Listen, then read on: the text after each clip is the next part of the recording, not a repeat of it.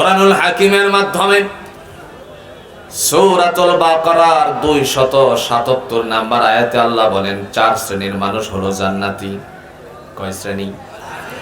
এই আয়াতের ধারাবাহিকতায় 4 শ্রেণীর মানুষের কথা উল্লেখ করা আছে, যাদের কোনো পেরেশানি থাকবে না, যাদের কোনো ভয় থাকবে না। 1 নাম্বার শ্রেণী হলো, আল্লাহ বলেন ইন্নাল্লাযীনা আমানু, যারা বিশ্বাস স্থাপন করে কেবল আল্লাহর উপরে, যারা আল্লাহকে রব বলে স্বীকার করে, মালিক হলো আল্লাহ, এই কথার উপরে যাদের অস্তিত্ব রাখে, তাদেরকে আল্লাহ বলেন এরা হলো জান্নাতি। আমার ভাইরা তন্ত্রে মন্ত্রে বিশ্বাস করে না, জুড়ে বলুন তো বিশ্বাস করতে হবে কার উপরে? একটু ধারাবাহিকতার দিকে তাকাই। সমাজের একটা দৃষ্টিভঙ্গি হলো, যখন মানুষ লাইফ লাইটিং এ যাওয়ার জন্য সময় আসে, তখন দেখা যায়, অর্থাৎ নির্বাচন আসলে পরে কেউ কেউ মাজারে যায়। কথা কন না কে? কোথায় যাই? আরো জোরে, মাজারে যাই। আবার বলে ক্ষমতার উৎস হলো জনগণ। এরকম মানুষ জোরে বলুন তো আপনাদের পাবনাতে খুঁজলে পাওয়া যাবে কিনা? ক্ষমতার উৎস কে? কথা কন না কে? দলিল আছে? কথা কন, দলিল আছে? তাবারাকাল্লাযী বিয়াদিহিল মুলকু ওয়া হুয়া আলা কুল্লি শাইইন কাদির।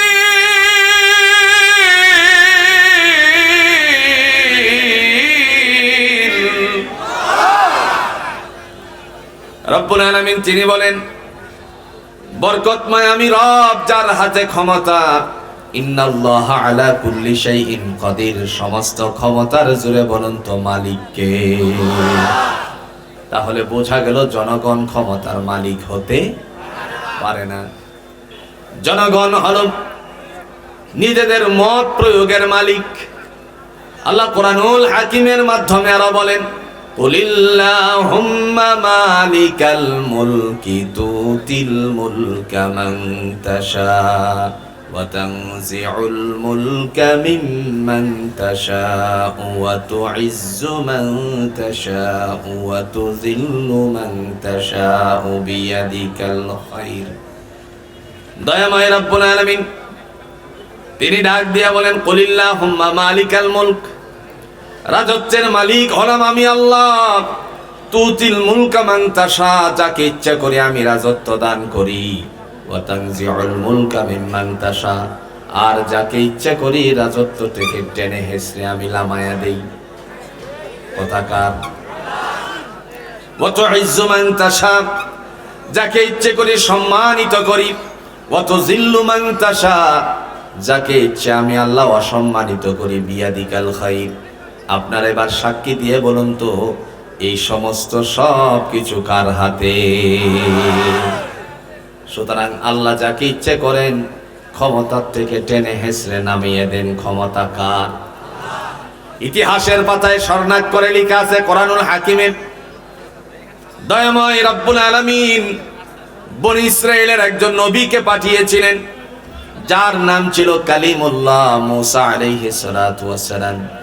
তার বিরুদ্ধাচরণ করেছিল ফেরাউন।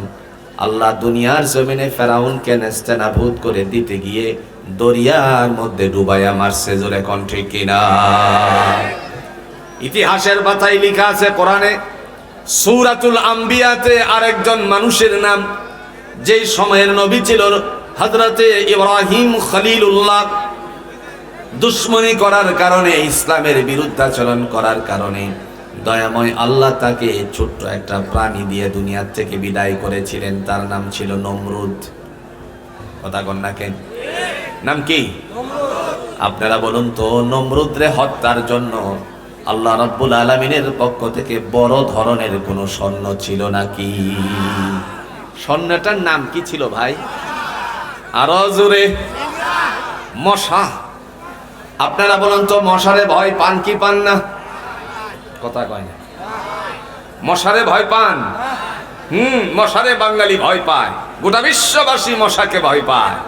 তার কারণ হলো মশার জন্য বাংলাদেশে কামান ফিটিং করা হয় না, ভুল বলছি?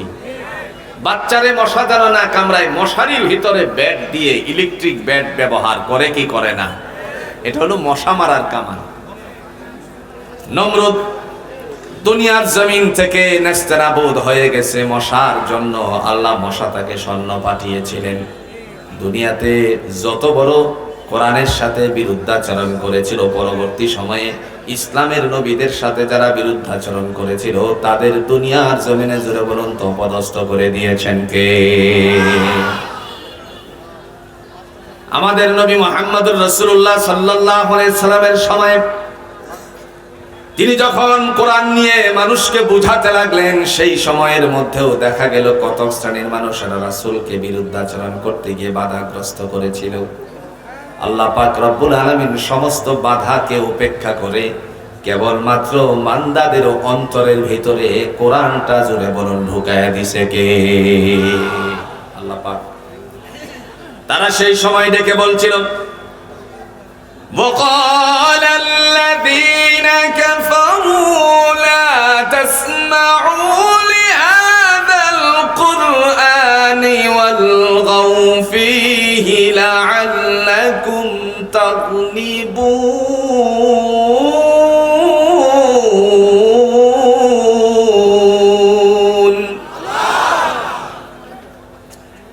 মহিষ মনে একটা চলে গেছে, তাই না? পাওয়া গেছে, পাওয়া গেছে।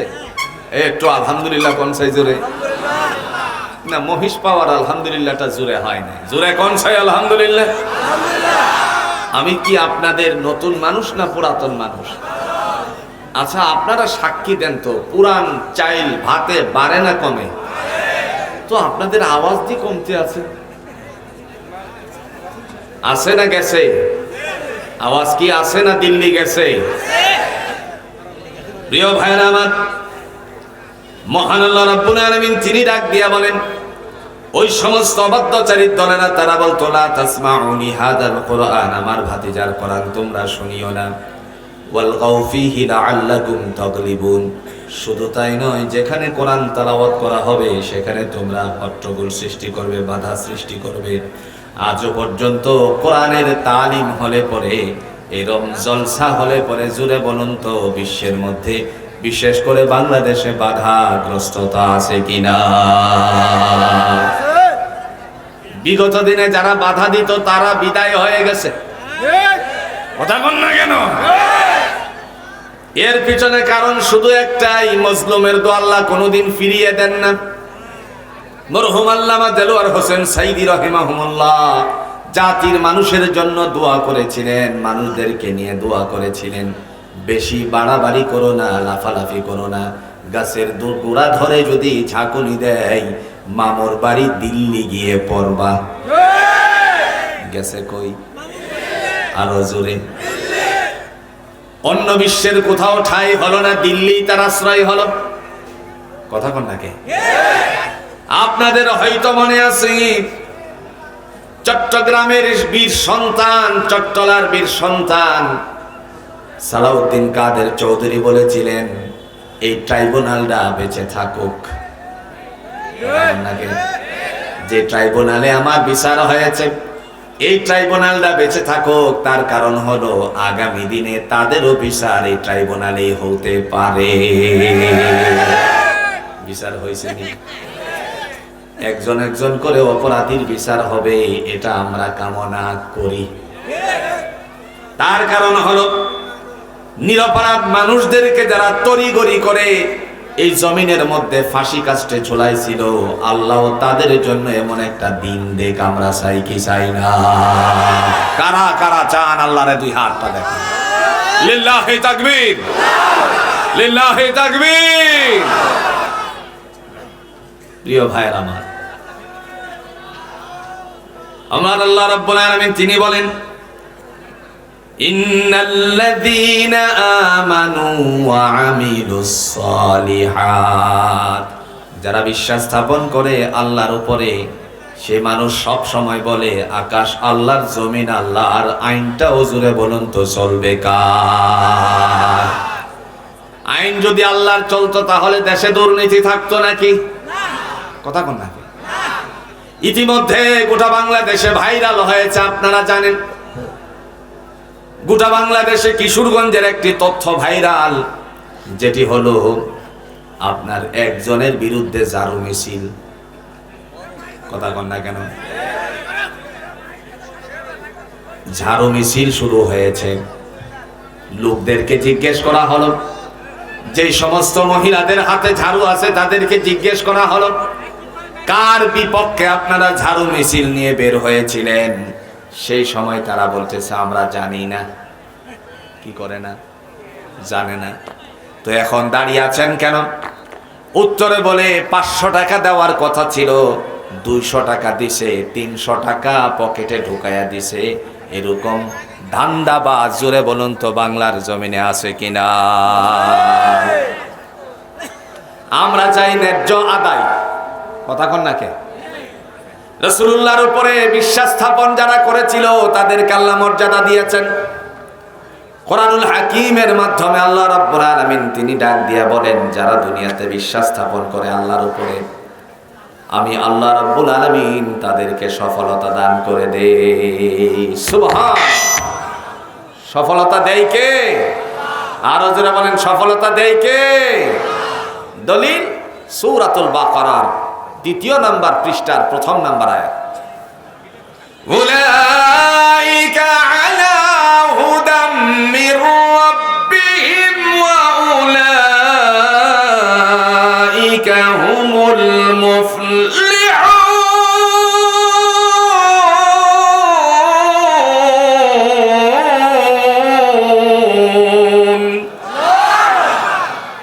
দয়াময় তিনি ডাক দিয়া বলেন, তারা হলো ওই সমস্ত মানুষ,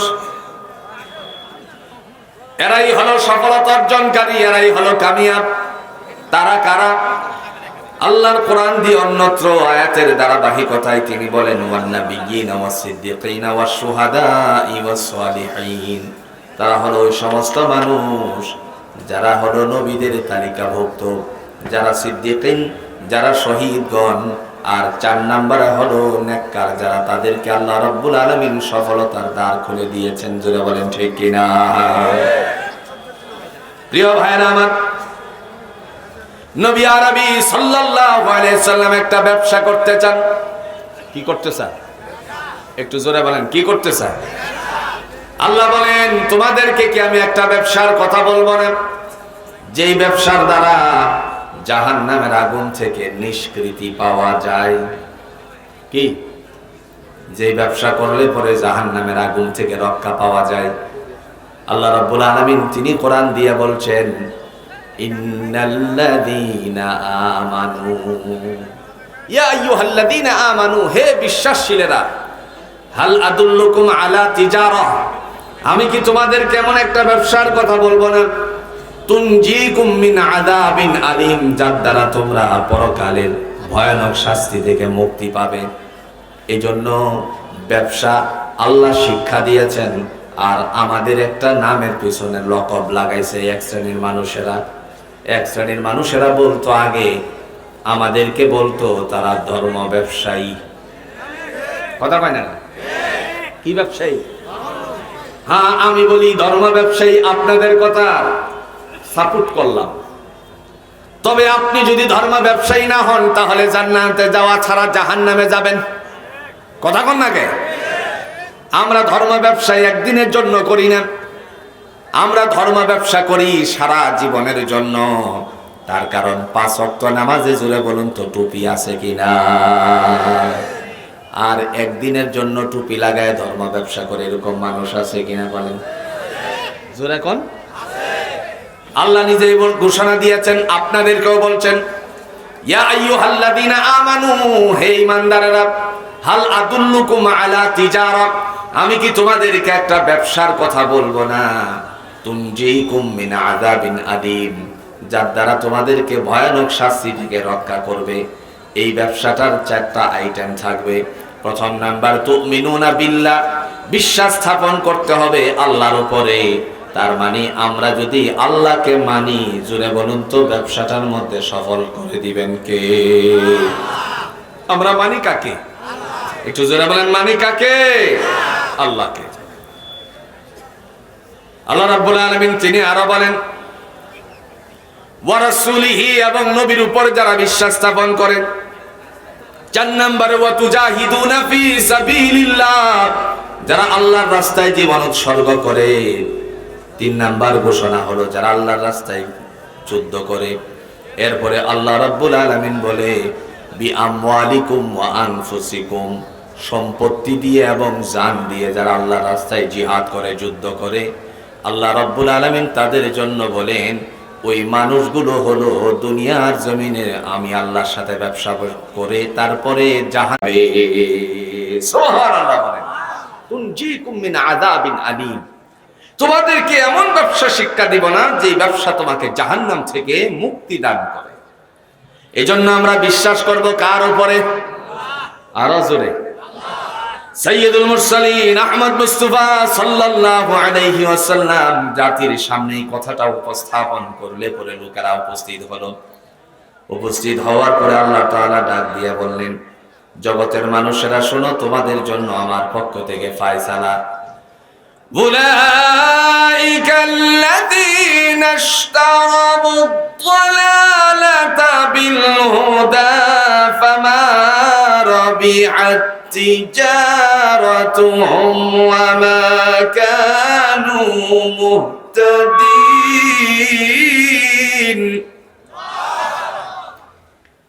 ফামা রাবিহাত তিজারাতুহুম ওয়া মা কানু মুহতাদিন।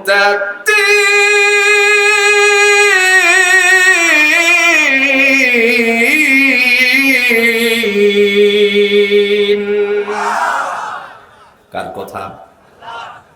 দয়াময় রব্বুল আলামিন ডাক দিয়া বলেন, তারা হলো ওই সমস্ত মানুষ যারা দুনিয়ার জমিনে হেদায়েতকে বাদ দিয়ে গোমরাহি খরিদ করেছে। ওদের ব্যবসাটার মধ্যে সফলতা অর্জন করতে পারে নাই, ফলে তারা হেদায়েত প্রাপ্ত হয় নাই। তার মানে স্পষ্ট হলো দুনিয়ার জমিনে, জোরে বলুন তো, বিশ্বাস স্থাপন করতে হবে কার উপরে? তন্ত্রে মন্ত্রের বিশ্বাস করলে ইমানও যাবে, আবার মাইরও খাওয়া লাগবে। ঠিক কিনা কোন? আপনারা সাক্ষী দিয়ে বলেন তো, আমাদের অবস্থান বাড়ি কি শুধু এই দুনিয়াতেই? কথা কয় না। মুসলমানদের বাড়ি কি শুধু দুনিয়াতে? পরকালে বাড়ি আছে কিনা? আল্লাহ রাব্বুল আলামিন তিনি ডাক দিয়ে বলছেন, হে জগৎবাসী শোনো, ইন্নাল্লাযীনা আমানু, নিঃসন্দেহে যারা বিশ্বাস স্থাপন করে আল্লাহ ছিলেন, আল্লাহ আছেন, আল্লাহ থাকবেন, এই কথার উপর যাদের ঈমান আছে তাদের জন্য আমি আল্লাহর পক্ষ থেকে লাহুম আজরুহুম ইনদা রাব্বিহিম, আমার পক্ষ থেকে উত্তম বিনিময় তাদের উদ্দেশ্যে রয়ে গেছে। সুবহানাল্লাহ বলেন। আপনারা সাক্ষী দিয়া বলেন তো, আল্লাহ রাব্বুল আলামিন যে আমাদের ঈমানদারদের সাথে এই কথাটা বলছেন, আমাদের জন্য বাড়ি রাখছেন কে? পৃথিবীতে দেখবেন মানুষ যারা ঈমানদার মুসলমান তাদের অবস্থাটা হলো দুর্বল, তার মানে হলো আর্থিক দিক দিয়ে দুর্বল।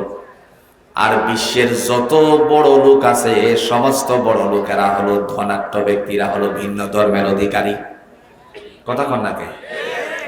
আপনারা বলতে পারেন দুনিয়াতে আমরাই হলাম সবচেয়ে গরিব। আল্লাহ বলেন, তোমার চোখে যেটা ভাসমান সেটা আসলটা নয়, তোমার এই জগৎ আছে, পর জগতে আমি দিয়ে রাখছি। ঠিক কিনা বলেন? ইহ জগতেও তোমার বিনিময় আছে, পর জগতেও আছে। বিশ্বের 8 জন ধনী মানুষ, কয়জন? একটু জোরে কোন, কয়জন? বিশ্বের 8 জন ধনী মানুষ 64% জমিনের মালিক। কথা বুঝেন নাই? 64% জমিনের মালিক বিশ্বের 8 জন মানুষ। গত কয়েকদিন আগের জরিপে যেটা ধরা পড়েছে। আর বাকি বিশ্বের মানুষেরা হলো বাকি পার্সেন্টের মালিক। আর এই 8 জনের একজনও মুসলমান না। কথা বুঝতেছেন? 8 জনের একজনও কি না মুসলমান না। তার মানে তারা কি স্বাবলম্বী? কথা কয় না। এর মানে এরা স্বাবলম্বী নয়।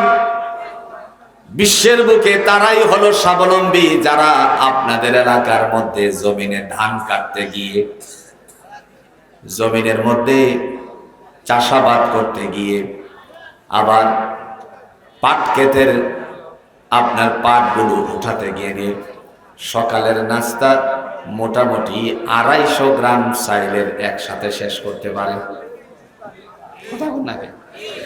কতটুকু কতটুকু? কতটুকু দেখছেন? এই 250 গ্রামের চাইল একজনে খেতে পারে কি পারে না, এরকম আছে কিনা কমছে? 250 গ্রাম চাইলের ভাত রান্না করে নিয়ে দিল। রান্না করা ভাতের তাদের সামনে তরকারি ছিল, এই ধরেন একটা শুটকির তরকারি। আহ কি মজা করে খাচ্ছে, নাই? কথা কন না কেন? আর যদি ঢাকা শহরের সবচাইতে ধনাঢ্য ব্যক্তি কিংবা আপনাদের পাবনার সবচাইতে ধনাঢ্য ব্যক্তিকে এনে 250 গ্রাম চাইলের ভাত দেন আর শুটকির তরকারি দেন, সে বলবে খবরদার এগুলো দূরে সরাও। 1 কাপ বাদ দাও। কয় কাপ? জোরে বলে কয় কাপ? 1 কাপ নিয়ে তারপরে আর খাই না। তার কারণ তার হাই কোলেস্টেরল হয়ে গেছে, ডায়াবেটিস হয়ে গেছে, প্রেসার বাড়তি হয়ে গেছে, মহা বিপদের সম্মুখীন সে, সেজন্য খেতে পারে না। তার মানে আপনি মনে করবেন না সম্পত্তির মধ্যে সুখ আছে। সম্পত্তিতে সুখ নাই, সুখ কেবলমাত্র সুস্থতার মধ্যে। ঠিক না বলেন? যত সুখ সুস্থতার মধ্যে। আমি একদিন দেখলাম এক ভদ্রলোকের দেখলাম মরিচ ক্ষেত, আপনাদের এলাকায় কি বলে? মরিচ ক্ষেত আপনার আগাছা পরিষ্কার করছে। আবার ওই কিশোরগঞ্জের ভাষা হলো চটা, আপনাদের এলাকায় কি বলে? চাল দিয়ে বানানো হয়, এটাকে কি বলে? হ্যাঁ, আচ্ছা বুঝলেই হলো। শুটকি ভর্তা দিয়ে খাচ্ছে, আবার মাঝে মধ্যে মরিচ ক্ষেতের একটা কাঁচা মরিচও কামড় দিয়ে খাচ্ছে। আমি বললাম ও তো মারা যাবে। আমারে একজনে বলল হুজুর সে মারা যাবে না, বরং আপনি দেখতে দেখতে টেনশন করে মারা যেতে পারেন। তার মানে এদের ভিতরে শান্তি দিয়েছেন কে? বন্ধু, সুস্থতাই হলো বড় নিয়ামত। নবী আরবি সাল্লাল্লাহু আলাইহি সাল্লাম ঘোষণা দিয়েছেন, দুনিয়ার জমিনে যে সুস্থ থাকে আল্লাহ তাআলা তারে বড় নিয়ামত দান করে দিয়েছেন। এজন্য বিশ্বাস স্থাপন করতে হবে। জোরে বলেন কার উপরে? আরো জোরে। ইতিহাসের পাতায় স্বর্ণাক্ষরে লেখা আছে, নবী মুহাম্মদুর রাসূলুল্লাহ সাল্লাল্লাহু আলাইহি ওয়াসাল্লামের একজন সাহাবী ইসলামের জন্য নিজের শরীর থেকে রক্ত ঝরিয়েছিলেন। গিফারা নামক স্থান থেকে তিনি এসেছিলেন মক্কায় ইসলাম গ্রহণ করার উদ্দেশ্যে। আসার আগে নিজের ভাই, তার ভাই ছিল নাম মুসলিম, মুসলিমকে পাঠালো। বলল মুসলিম তুমি গিয়ে দেখো মক্কা নগরীর মধ্যে একজন যাজক এসেছে, একজন আল্লাহর বান্দা এসেছেন, তিনি কি বলেন। তিনি যখন আসলেন, মুসলিম আসার পরে সাহাবীদের সামনে ইসলামের কথাগুলো তিনি বলতেছিলেন। এক আল্লাহ ছাড়া কোনো ইলাহ নাই, মালিক নাই, আমরাও জানি। জোরে বলুন তো আমাদের আল্লাহ কয়। একটু জোরে আওয়াজ দিয়ে বলেন তো আল্লাহ কয়। দলিল আছে? কথা কন না কে? দলিল আছে? দলিল সূরাতুল বাকারার 163 নম্বর আয়াতের মধ্যে আল্লাহ দলিল পেশ করে বলেন, ওয়া ইলাহুকুম ইলাহুন ওয়াহিদ লা ইলাহা ইল্লা হুয়ার রাহমান লা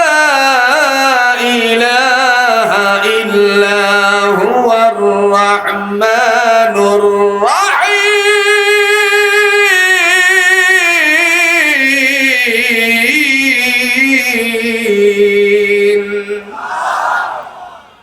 হলো কার? আল্লাহ বলেন ওয়া ইলাহুকুম ইলাহুন ওয়াহিদ, তোমাদের উপাস্য একমাত্র উপাস্য, লা ইলাহা ইল্লা হুয়া, তিনি ছাড়া আর কোনো উপাসনাকারী নাই। হুয়ার রহমানুর রহিম, তিনি হলেন পরম করুণাময় এবং দয়ালু। আপনারা সাক্ষী দিয়ে বলেন তো এই দয়ালু আল্লাহ আছে কিনা? কোথায় আছে? কথা কন না কেন? জোরে কন, কোথায় আছে? আমার কথা কি আপনারা বুঝতেছেন? আপনারা তো জানেন আমি কোনো লম্বা কিচ্ছা কাহিনী নিয়ে কথা বলতে পারি না। কোরআন থেকে কথা হবে, এটাই বড় হেদায়েত। হুদাল্লিন নাস, মানুষের কল্যাণের জন্য আল্লাহ কোরআনকে হেদায়েত হিসাবে পাঠাইছে, ঠিক না বলেন? আল্লাহ বলেন আমি আছি তোমাদের কাছে। আল্লাহ কোথায় আছে? আলাল আরশ, তিনি আরশে অধিষ্ঠিত। তবে কি সেখানে চক্ষু বন্ধ করে বসে আছে? কথা কন না কে? তাহলে আল্লাহ বলছেন আমি তোমাদের কাছে আছি। কতটুকু কাছে? ওয়া নাহনু আকরাবু ইলাইহি মিন হাবলিল ওয়ারিদ। বান্দারে, মানুষের ঘাড়ে একটা রগ আছে যার নাম হলো সাহেরা। আমি আল্লাহ রাব্বুল আলামিন ওই সাহেরা রগের চেয়েও অতি সন্নিকটে আছি। সুবহানাল্লাহ বলেন। আল্লাহ আছে? কথা কন না কে? আছে, দলিল আছে। আল্লাহু লা ইলাহা ইল্লা হুয়াল হাইয়ুল কাইয়্যুম।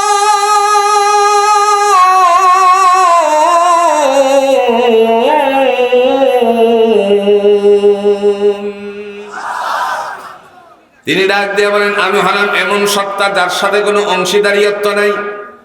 আল হাইয়ুল কাইয়্যুম, তিনি চিরঞ্জীব, চিরস্থায়ী, ছিলেন, আছেন এবং থাকবেন।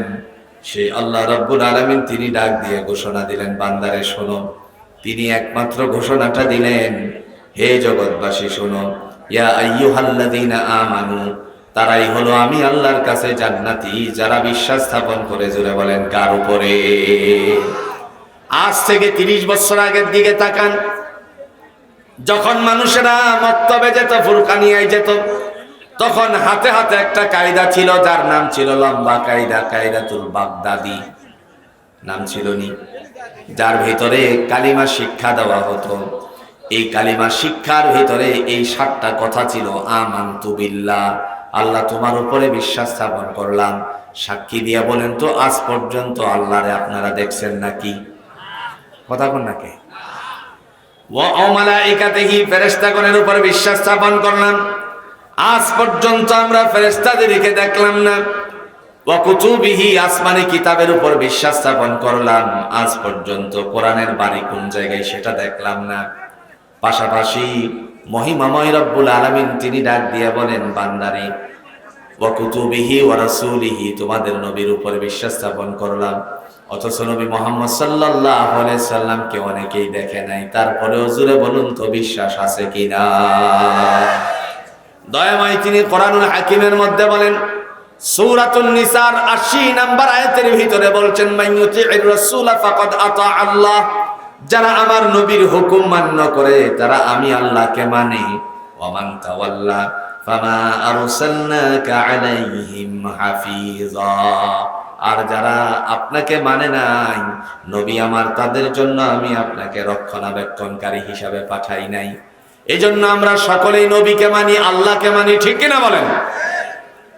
হযরত আবু যর গিফারী রাদিয়াল্লাহু তাআলা আনহুর ভাই মুসলিম যখন দাঁড়িয়ে দাঁড়িয়ে কথাগুলো শুনলেন, শোনার পরে ভাইয়ের কাছে চলে গেলেন, গিয়ে বলছেন ভাইয়া, যার কাছে আমাকে তুমি পাঠিয়েছিলেন তিনি সত্য নবী। বলার সাথে সাথে ঘোষণা দিয়ে বলল, তুমি আমার কাছে যে আওয়াজটুকু তুলে ধরেছ সেই আওয়াজে আমার মনোভূত হয় নাই, তুমি থাকো, আমি নিজেই গিয়ে একটু দেখতে হবে। নবী মুহাম্মদ সাল্লাল্লাহু আলাইহি সাল্লামের সামনে উপস্থিত হলেন। আল্লাহ রাসূল সাহাবীদের সামনে দাঁড়িয়ে দাঁড়িয়ে বসে বসে তাদেরকে তালিম দিচ্ছিলেন। আমাদের সমাজে কিছু মানুষ আছে যারা ইসলামের কথা বলে দাঁড়ায়া দাঁড়ায়া কথা করা, আছে কিনা? কথা কন নাকি? ভাই একটু আসেন দাঁড়াই। তারপরে দাঁড়ানো হলো, বলছে আকাশ কার? কো আল্লাহ। জমিন কার? কো আল্লাহ। আইনটাও জুড়ে বলুন তো চলবে কার? যদি আল্লাহর আইন জমিনে থাকতো তাহলে আমার বোনেরা কোনোদিন দুনিয়ার জমিনে ধর্ষিতা হতো না। কথা কন না কে? মেয়েদের নিরাপত্তা দিত কোরআন, মেয়েদের নিরাপত্তা রাজ্যের আইন কোরআন দিয়ে দিত। তার কারণ মহিলারা যেখান দিয়ে যাবে সেই জায়গাটার মধ্যে কোরআনের আইন আস্তে আস্তে করে পিছন দিক দিয়ে যাবে। আর যদি কোরআনের আইন এটা চালু থাকতো, যারা ব্যভিচার করে তাদের জন্য বেত্রাঘাত আর পাথর নিক্ষেপ করতে হবে, তাহলে জোরে বলুন তো জিনা ব্যভিচার সমাজে থাকতো নাকি? কোরআনে একটা সূরা আছে যার নাম হলো সূরাতুন নূর। নাম কি? আর একটু জোরে বলেন, নাম কি? সূরাতুন নূরের 30 নম্বর আয়াতের মধ্যে আল্লাহ রাব্বুল আলামিন ঘোষণা দিয়েছেন, কুল লিল মুমিনিনা ইয়াগুদ্দু মিন আবসারিহিম ওয়া ইয়াহফাযু ফুরুজাহুম যালিকা আযকা লাহুম ইন্নাল্লাহা খাবীরুম বিমা ইয়াসনাউন।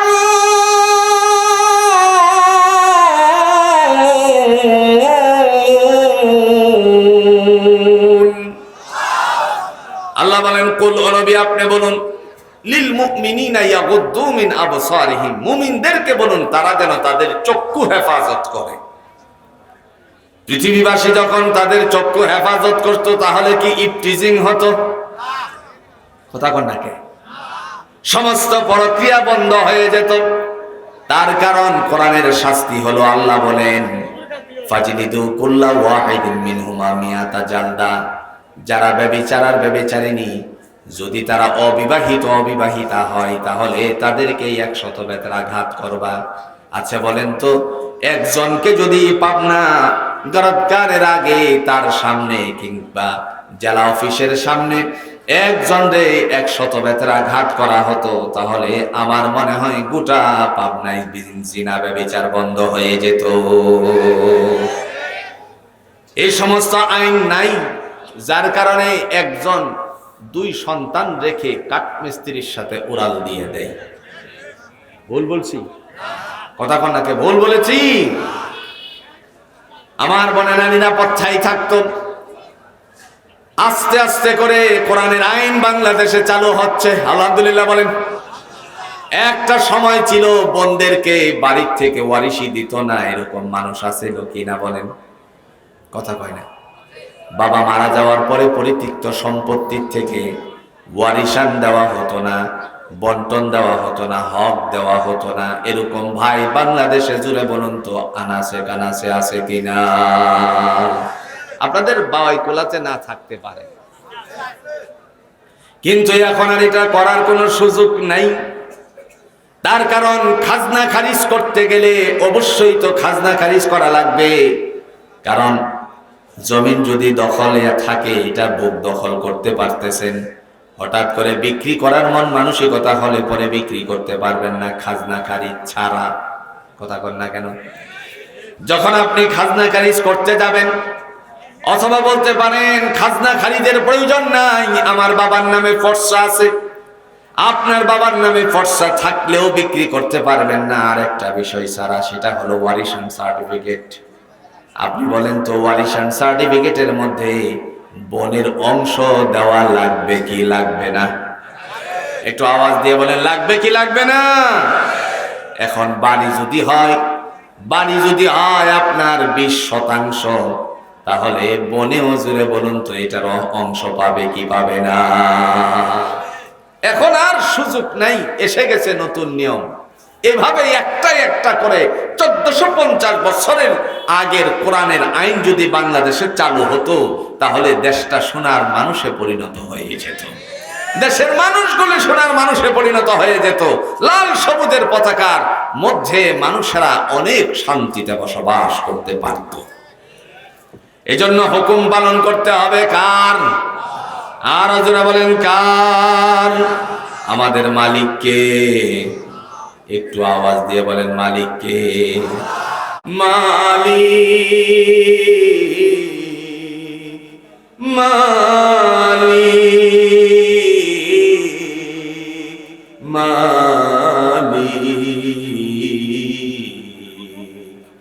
একটি ঘর বানিয়ে দিও, একটি ঘর বানিয়ে দিও।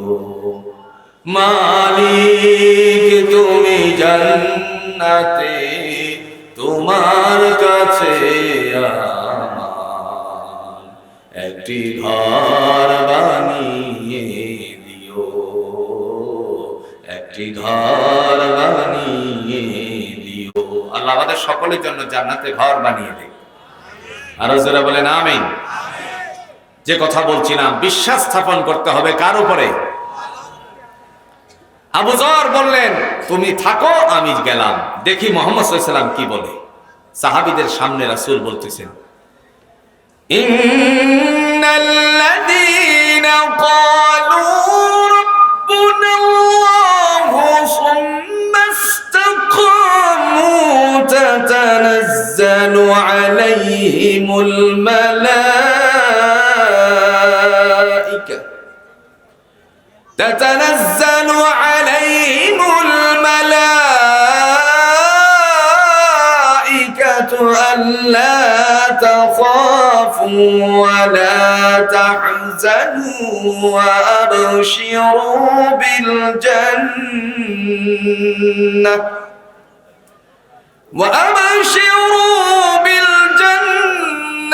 التي كنتم توعدون.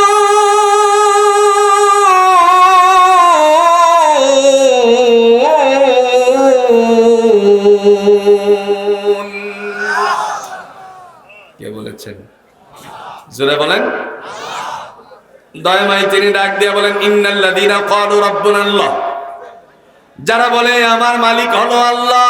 রাসূলের সাহাবীদের সামনে কোরআনের আয়াত দিয়ে বোঝাচ্ছিলেন। তিনি এই কোরআনের আয়াত দিয়ে তাদেরকে বোঝাতে লাগলেন আমাদের মালিক হলো আল্লাহ। যারা বলবে সুম্মাস্তাকামু, এই কথাটার উপরে অটল থাকে, দৃঢ় থাকে, তাতানাজ্জালু আলাইহিমুল মালাইকা, আমি আল্লাহর পক্ষ থেকে তাদের জন্য ফেরেশতাদের প্রতিনিধি দল পাঠিয়ে দেওয়া হয়। ফেরেশতারা এসে বলে, আল্লাহ তাখাফু ওয়ালা তাহজানু ওয়া আবশিরু বিল জান্নাহ, তোমাদের কোনো ভয় নাই, তোমাদের কোনো পেরেশানি নাই, সুসংবাদ গ্রহণ করো জান্নাতে। যখন এই কথাগুলো বলল, হযরত আবু যর তিনি চিৎকার মেরে বললেন, সাদাকতা ইয়া রাসূলুল্লাহ, আমি আপনার কথার উপরে সত্যতা ঘোষণা করলাম। সুবহানাল্লাহ, আমি আপনার কথাকে সত্যতার মাধ্যমে প্রকাশ করলাম। নবীজি ডাক দিয়া বললেন, তুমি কে, কি পরিচয়? তিনি বললেন, আমি আমার ভাইকে আগে পাঠিয়েছিলাম, নাম ছিল মুসলিম। সে আমার কাছে আপনার সম্পর্কে ব্যক্ত করেছেন। সমস্ত তথ্যগুলো আমি যখন তার কাছ থেকে নিলাম, তখন শুনতে পেলাম সত্যিকার অর্থেই মানুষের মনের ভিতরে দাগ কাটতে শুরু করেছে। ইসলাম হলো সত্য, ইসলামের বাইরে আর কিছুই হতে পারে না। আর যদি ইসলাম সমাজে প্রতিষ্ঠিত হয়, রান্নাঘর থেকে পার্লামেন্ট পর্যন্ত, জোরে বলুন তো, মানুষেরা শান্তি পাবে কি পাবে না? আগামী দিনের বাংলাদেশ, কথা কয় না রে, আগামী দিনের যেই ক্ষমতায় আসুক, আমি বলছি না যেই ক্ষমতায় আসুক, তারা ইসলামের রীতিনীতি দিয়ে দেশ চালাক, চান কি চান না? তবে বুঝতে হবে তো, চালাইতে গেলে তো বোঝা দরকার আছে, ঠিক কিনা? আপনার আল্লাহ বলছেন, কুল হাল ইয়াস্তাবিল্লাযীনা ইয়ালামুনা ওয়াল্লাযীনা লা ইয়ালামুন, নবী আমার আপনি বলুন, যারা বুঝে আর যারা বুঝে না, তারা কখনোই সমান হতে পারে না। না বুঝলে চালাবে কেমনে? কথা বুঝেননি? প্রিয় ভাইরা আমার, এবার আবু যর গিফারি রাদিয়াল্লাহু তাআলা আনহু রাসূলুল্লাহর কাছে কালিমা পড়ে মুসলমান হওয়ার জন্য বললেন। নবীজি বললেন, আবু যর আপনি পড়ুন, আশহাদু আল্লা ইলাহা ইল্লাল্লাহু ওয়া আশহাদু আন্না মুহাম্মাদান আবদুহু ওয়া রাসূলুহু। কালিমা পড়ে মুসলমান হয়ে গেছে। দাম বাড়ছে না কমছে? আর একটু জোরে। তার কারণ মুমিন মুসলমানের দাম আল্লাহর কাছে কম না বেশি? একটা সময় মানুষের ধারণা ছিল, মানুষের মধ্য থেকে অনেকেই বলতো মুসলমানের চেয়ে বিধর্মীরা অনেক ভালো। নাউজুবিল্লাহ বলেন। আল্লাহ ডেকে বলেন না না, তারা ভালো নয়। তার কারণ হলো কোরআন দিয়ে বলছেন কত মানুষেরা অন্যায়ের কারণে জাহান্নামের আগুনে নিক্ষিপ্ত হওয়ার পরে ওই সমস্ত মানুষদেরকে ডেকে বলবে, তোমরা না নবীওয়ালা মুসলমান ছিলে, তাহলে আমাদের সাথে জাহান্নামের আগুনে জ্বলছো কেন? ওই কথাটা আল্লাহর কাছে অত্যন্ত খারাপ লাগবে। ডেকে ডেকে সেদিন বলবেন, হে জাহান্নামের দ্বাররক্ষী, যাদের অন্তরকরণে কালিমা আছে তাদেরকে আজকে জাহান্নাম থেকে উঠিয়ে জান্নাতের ভিতরে ঢুকিয়ে দাও। সে সময় তারা একটা আওয়াজ তুলবে পিছন দিক থেকে। আল্লাহ কোরআনে উঠাইছেন, রুবামা ইয়াওয়াদ্দুল্লাযীনা কাফারু লাউ কানু মুসলিমিন।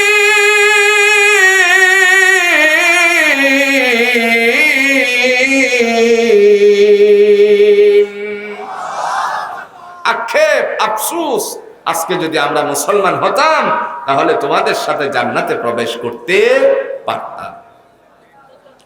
এজন্য ভাইয়ের আমার, ঈমান আনতে হবে কার উপরে? আরো জোরে। হযরত আবু যর গিফারী রাদিয়াল্লাহু তাআলা আনহু মুসলমান হয়ে গেলেন, কিন্তু ঈমান আনার কারণে শরীরের মধ্যে তেজ এসে গেল, ঈমানের তেজ। সাথে সাথে রাসূলের সামনে থেকে দাঁড়িয়ে একটু করে বেরিয়ে আসলেন, একটু উঁচু জায়গায় দাঁড়ালেন, দাঁড়িয়ে বলছেন, ইয়া আইয়ুহান নাস, হে মানব সম্প্রদায়, মক্কার মানুষেরা তোমরা কোথায়? যারা মদিনাওয়ালা আজকে মক্কায় আছো তোমরা কোথায়? আবু যর, আমার নাম গিফারা নামক স্থান থেকে এসে কালিমা পড়ে মুসলমান হয়ে গেছি, তোমরাও কালিমা পড়ে মুসলমান হয়ে যাও। দুপুরের সময় ছিল, তাদের হাতে কাহারো বর্ষা ছিল, কাহারো হাতে ছিল পাথর। দূর থেকে পাথর নিক্ষেপ শুরু করে দিল। ঢিল মারতে মারতে যখন জমিনে পড়ে যায়, নবীজি সাল্লাল্লাহু আলাইহি সাল্লামের কাছে নেওয়া হলো। হযরত আবু যর, আল্লাহর পাক রব্বুল আলামিনের বান্দা, তিনি ডাক দিয়া বললেন, ইয়া রাসূলুল্লাহ, আপনি যদি একবার বলেন আমাকে নিয়ে জান্নাতে প্রবেশ করবেন, রক্ত ঝরেছে, কোনো আক্ষেপ নাই। রাসূল বললেন, আবু যর শোনো আমার কাছ থেকে, যদি তুমি ঈমানের সাথে মারা যেতে পারো, মওত যদি তোমার ঈমানের হালতে হয়, আমি নবী ঘোষণা দিলাম তোমারে নিয়ে জান্নাতে প্রবেশ করব। তার মানে দুনিয়াতে ঈমানদারের মর্যাদা আছে না নাই? সাইয়্যিদুল মুরসালিন আহমদ মুস্তাফা সাল্লাল্লাহু আলাইহি সাল্লাম তিনি ডাক দিয়া বলেন, আখলিস দীনাকা ইয়াকফিকাল আমালুল কলিল, তোমার ঈমানকে মজবুত করো, অল্প আমলই নাজাতের জন্য যথেষ্ট হইবে। তার মানে আমল বেশি লাগবে না, অল্প আমল হলেই, জুড়ে বলুন তো, নাজাতের ফায়সালা করে দিবেন কে? এখন আমি আপনাদেরকে বলছি না যে আপনারা আমল কমায়া দিবেন, যতটুকু আমল করবেন সমস্ত আমলগুলো হবে ভালো আমল। কোন আমল? একটু জোরে বলেন। ভালো আমল। ভালো আমলের মধ্যে কি আমল একটু দেখেন। মানুষে জিকির করে কি করে না? কথা কয় না। এই জিকির করতে গিয়ে আমল যদি হয় দুর্বল আমল, তাহলে আল্লাহর কাছে কশিনকালেও গ্রহণীয় নয়। যেমন আমরা অনেকেই জিকির করতে গিয়ে পড়ি ইল্লাল্লাহ, ইল্লাল্লাহ পড়ি কি পড়ি না? কথা কন না। এখন আপনারা সাক্ষী দিয়ে বলেন তো, ইল্লাল্লাহ মানে কি? আল্লাহ সারা। আল্লাহ সারা। আল্লাহ সারা কি? বুখারীর প্রণেতা আবু আব্দুল্লাহ মুহাম্মদ ইবনুল ইসমাঈল রাহিমাহুল্লাহ তিনি তার কিতাবে উল্লেখ করেছেন, রাসূলুল্লাহ সাল্লাল্লাহু আলাইহি সাল্লাম মক্কার সবচেয়ে গুরুত্বপূর্ণ একটি পাহাড়ে গেলেন, যার নাম হলো জাবালে নূর। সেখানে একটা গুহা আছে যার নাম হলো গারে হেরা, হেরা গুহা, যেখানে আল্লাহ কোরআন অবতীর্ণ করেছিলেন। যেদিন কোরআন আসছিল, রাসূলকে এসে জিবরাইল আমিন বলছিলেন, ইকরা, নবী আপনি পড়ুন। নবীজি পড়ছিলেন, মা আনা বিকারিন, আমি পড়ুয়া নই, পড়তে জানি না। খুব ভালো করে কথাটা শুনবেন। রাসূল বললেন, আমি পড়তে জানি না। অথচ আল্লাহর নবী ঘোষণা দিয়েছেন, আনা বুইস্তু মুআল্লিমান, পৃথিবীতে আমি শিক্ষক হিসাবে এসেছি। শিক্ষক যদি বলে আমি পড়তে জানি না, তাহলে অবশ্যই এই কথাটার ভিতরে কোনো না কোনো গোপন রহস্য আছে। ঠিক কিনা বল? গোপন রহস্য বিদ্যমান। এখন রাসূলকে বুকের সাথে বুক লাগালেন, 3 বার ধরে চাপ মারলেন, আলিঙ্গন করলেন।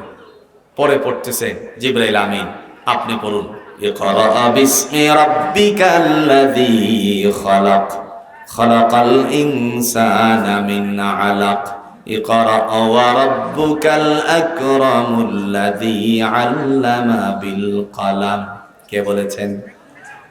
আল্লাহ বলেন ইকরা বিসমি রাব্বিকাল্লাযী খালাক, পড়ুন ওই প্রতিপালকের নামে যিনি আপনাকে সৃষ্টি করেছেন। তার মানে স্রষ্টার নাম উল্লেখ থাকার পরে নবীজি পড়তে শুরু করলেন। আর আমার জিকিরটা যদি হয় আনকমপ্লিট, যদি বলি ইল্লাল্লাহ ইল্লাল্লাহ আল্লাহ ছাড়া, কোরআন শুরু থেকে শেষ পর্যন্ত আগের সেন্টেন্সের সাথে মিলে, পরের সেন্টেন্সের সাথে মিলে, এছাড়া ইল্লাল্লাহ খুঁজে পাওয়া যাবে না। ঠিক কিনা বলেন?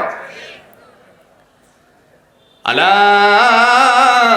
ইলাল্লাহ,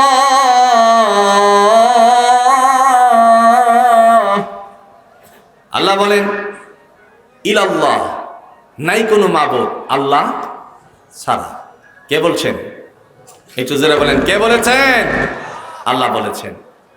হযরত আবু যর গিফারী রাদিয়াল্লাহু তাআলা আনহু তিনি যখন কমপ্লিটতার মাধ্যমে ঈমান নিলেন, লা ইলাহা ইল্লাল্লাহ মুহাম্মাদুর রাসূলুল্লাহ সাল্লাল্লাহু আলাইহি ওয়াসাল্লাম, কমপ্লিট জিকির হতে হবে সুবহানাল্লাহ ওয়ালহামদুলিল্লাহ ওয়ালা ইলাহা ইল্লাল্লাহ আল্লাহু আকবার, আল্লাহু আকবার কমপ্লিট জিকির, সুবহানাল্লাহ কমপ্লিট জিকির, আলহামদুলিল্লাহ কমপ্লিট জিকির। রুকুতে গিয়ে পড়ি সুবহানা রাব্বিয়াল আযীম, সিজদায় গিয়ে পড়ি সুবহানা রাব্বিয়াল আ'লা। এজন্য রাসূল বলেন আখলিস দীনাকা ইয়াকফিকাল আমালুল কলিল, তোমার ঈমান মজবুত করো, অল্প আমলই নাজাতের জন্য যথেষ্ট হইবে। আমরাও ঈমান মজবুত জোরে বলন করা দরকার আছে কিনা? এজন্য ভাইরা আমার, আল্লাহ পাক 2 নম্বরে ডাক দিয়া বলেন ইন্নাল্লাযীনা আমানু ওয়া আমিলুস সালিহাত। 2 নাম্বার যারা নেক কর্ম করে, আল্লাহ বলেন এরাই হলো জান্নাতি। সুবহানাল্লাহ বলেন। শুধু ঈমান আনছে সে জান্নাতে যেতে পারবে না। কথা বুঝেন না? মুখ দিয়ে বলছে, আমল করে নাই, অন্তরে বিশ্বাস করে নাই, সে কশিনকালেও ঈমানদার হতে পারে না। একটা উদাহরণ দিলে আপনারা বুঝবেন। 1971 সনে হানাদার বাহিনীরা আমার দেশে যখন আক্রমণ চালাচ্ছিল, প্রথম নাম্বারে এসেই বলতো তুম মুসলমান হো, বন্দুক ধরে বলছে তুম মুসলমান হো, তুমি কি মুসলমান? যদি সে জানতো আর বলতো হ্যাঁ মায় মুসলমান হো, আমি মুসলমান, ছেড়ে দেওয়া হতো। কথা কি ভুল বলেছি? এখানে মুরব্বীরা যারা আছেন, আমার কথা কি ভুল হয়েছে? তারা বলতো আমি মুসলমান। এই সময়ের মধ্যে হিন্দু ধর্মের যারা ছিল, এদের মধ্য থেকে অনেকেই গিয়ে বলতো যে ভাই তোমাকে ছেড়ে দিল কেন? আমাকে জিজ্ঞেস করছে তুই মুসলমান কিনা। কেমনে জিজ্ঞেস করলো? তো মুসলমান হো। তখন তুমি কি বলছো? मैं মুসলমান হো। ও শিখে ফেলছে। কি করছে? কথা কোনাকে কি করছে? শিখে ফেলছে। তখন তুমি কি বলছো? তখন বলছি আমি লা ইলাহা ইল্লাল্লাহু মুহাম্মাদুর রাসূলুল্লাহ। সে বলছে কালিমা পড়ো, আমি কালিমা পড়ছি। ওরাও শিখছে। শিখার পর যখন আইসা বন্দুক থাক করছে, বলছে তো মুসলমান হো, বলছে হ্যাঁ मैं মুসলমান হো। তো মুসলমান হো, কালিমা পড়ো। তখন সে এই অবস্থার মধ্যে আরো কিছু দোয়া শিখছিল বাঁচার জন্য, হঠাৎ করে বলে ফেললো লা ইলাহা ইল্লা আনতা সুবহানাকা ইন্নী কুনতু মিনাজ জালিমিন। কথা বুঝেন? হানাদার বাহিনী বলছে ये तो मुसीबत का दुआ है। মুহূর্তের মধ্যে বলছে সে मैं तो मुसीबत नहीं है। তুই আমার দিকে বন্দুক ঠেকায় রাখছস, স্টিকার টান মারলে পরে গুলি বের বের করে বেরিয়ে যাবে, আমার চেয়ে বড় বিপদে আরো কেউ আছে। এই জন্য কি সে মুসলমান হয়ে গেছিল? কথা কোনাকে মুসলমান হয়ে গেছিল? মুসলমান হয় না। রাসূলুল্লাহ সাল্লাল্লাহু আলাইহি সাল্লাম বলেন মুসলমানের হওয়ার জন্য ইমানের 60 প্রকার, 66 স্বর্ণ প্রকার আছে। এর মধ্যে 3টা হলো বড়, ইকরার বিল লিসান, জবান দ্বারা স্বীকার করতে হবে আল্লাহ কয়, তাসদীক বিল জানান, অন্তর দ্বারা বিশ্বাস স্থাপন করতে হবে আল্লাহ এক, আমল বিলার কান, কাজের দ্বারা পরিণত করে দেখাতে হবে আল্লাহ এক। সুতরাং এই তিনটার সমন্বয়ে হলো ঈমান।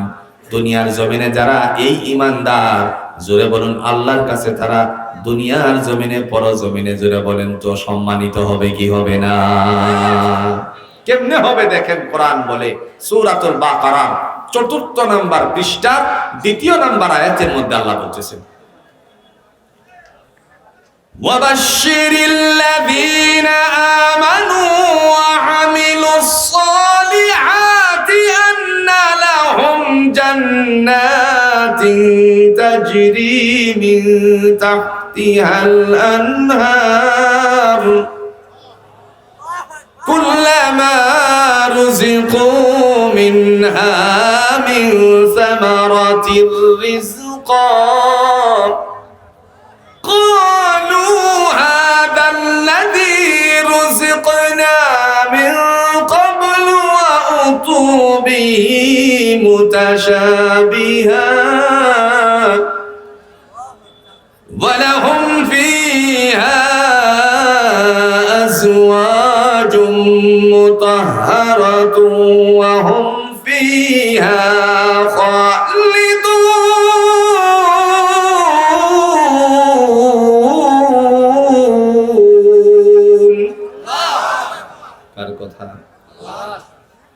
দয়াময় তিনি ডাক দিয়ে বলেন, ওয়াবাশশিরিল্লাযিনা আমানু, নবী আমার তাদেরকে আপনি সুসংবাদ দান করুন যারা বিশ্বাস স্থাপন করেছে আমি আল্লাহর উপরে, বসে থাকে নাই, ওয়া আমিলুস সালিহাত, নেক কর্ম করেছে, আন্না লাহুম জান্নাহ, আমি তাদেরকে জান্নাতের সুসংবাদ দান করলাম। জান্নাতিন তাজরি মিন তাহতিহাল আনহার, যার তলদেশ দিয়ে নহর সমূহ প্রবাহমান। তিনি ডাক দিয়া বলেন, দুধের নহর হবে, মধুর নহর হবে। মানুষ আজকে দুধ কিনতে গেলে অনেক সংশয়ের মধ্যে পড়ে যায়, আছে না নাই? কথা বল না, কে আছে কিনা? দুধের স্বচ্ছতা যাচাই করার জন্য একটা মেশিন বের হয়েছে।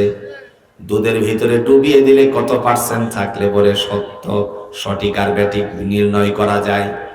এখন আল্লাহর কাছে যে দুধের নহর আছে, জুড়ে বলুন তো কোন যন্ত্র দিয়ে পরীক্ষা করা লাগবে নাকি? ২ নাম্বার হলো মধুর নহর।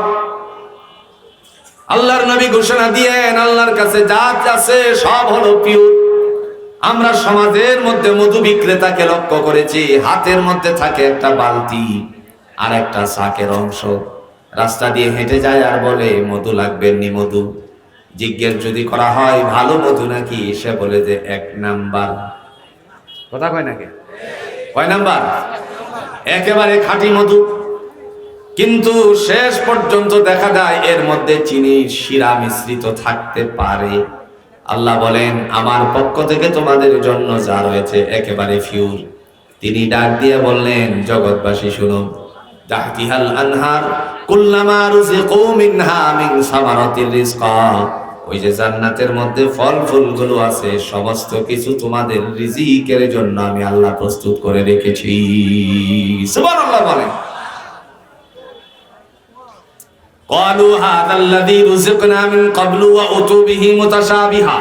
আল্লাহ বলেন, ওয়াসিকাল্লাযীনা আত্তাকাউ রাব্বাহুম, যারা আমি আল্লাহকে ভয় করে তাদেরকে দলে দলে জান্নাতের দিকে নিয়ে যাওয়া হবে। হাত্তা ইযা জাউহা ওয়া ফুতিহাত আবওয়াবুহা, যখন তারা জান্নাতের দরজার নিকটবর্তী হবে সমস্ত দরজাগুলো তার জন্য খুলে দেওয়া হবে। ডেকে বলা হবে, ওয়া ক্বালা লাহুম খাজানাতুহা, ওই যে দেখা যায় নিয়ামতের ভান্ডসমূহ সবগুলো হলো তোমাদের। তখন ঘোষণা আসবে, সালামুন আলাইকুম তিবতুম ফাদখুলুহা খালিদিন, প্রবেশ করো শান্তির ঘরে অনন্তকালের জন্য। আরেকটু জোরে বলেন সুবহানাল্লাহ।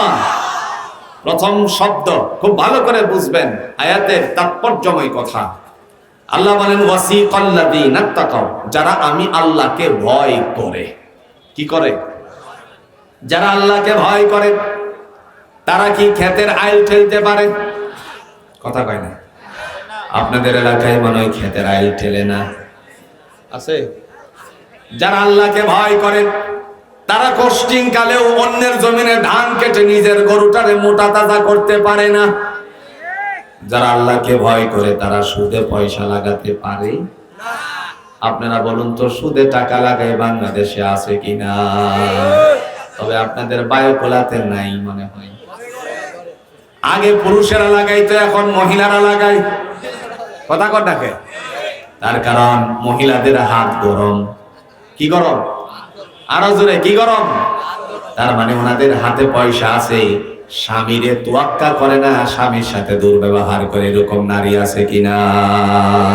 তবে আলহামদুলিল্লাহ আপনাদের এলাকার নারীরা ভালো। হ্যাঁ প্রিয় ভাইরা আমার, যারা আল্লাহকে ভয় করে, আল্লাহ বলেন ওয়াসিকাল্লাযীনা তাকাও, যারা আমি আল্লাহকে ভয় করে তাদের জন্য জান্নাতে দলে দলে নিয়ে যাওয়া হবে। যারা আল্লাহকে ভয় করে তারা মনে হয় পয়সার বিনিময়ে বুট বিক্রি করতে পারে নাকি না? কয়শো টাকা?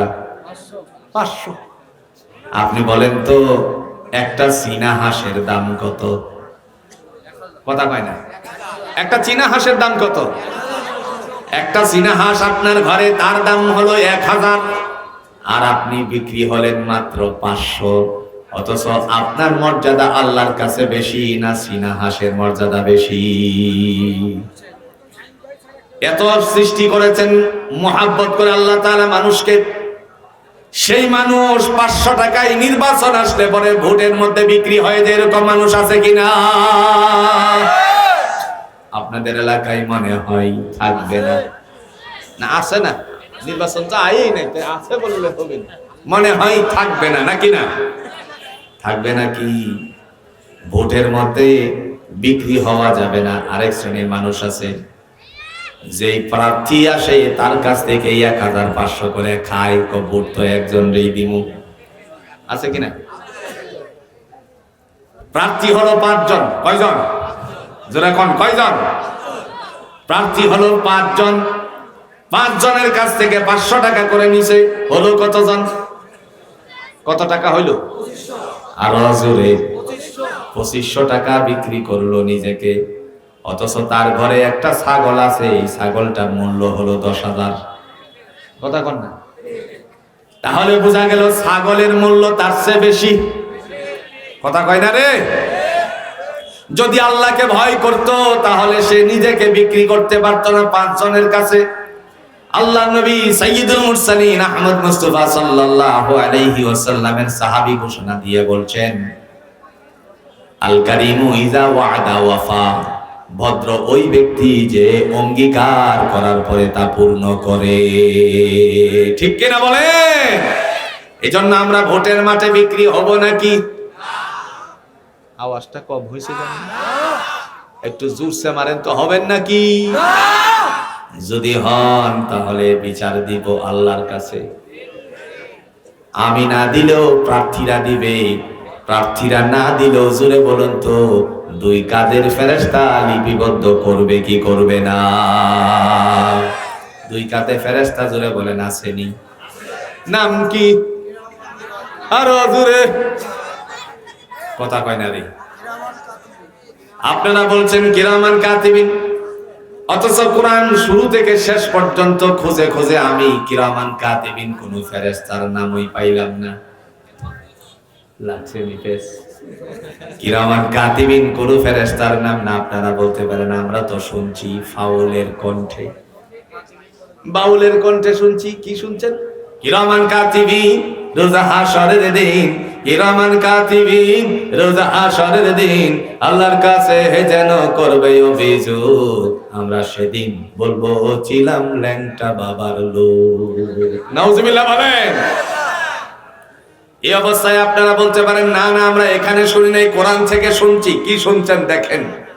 সূরাটার নাম হলো সূরাতুল ইনফিতার। আল্লাহ বলেন, কিরামান কাতিবিনা ইয়া'লামুনা মা তাফআলুন।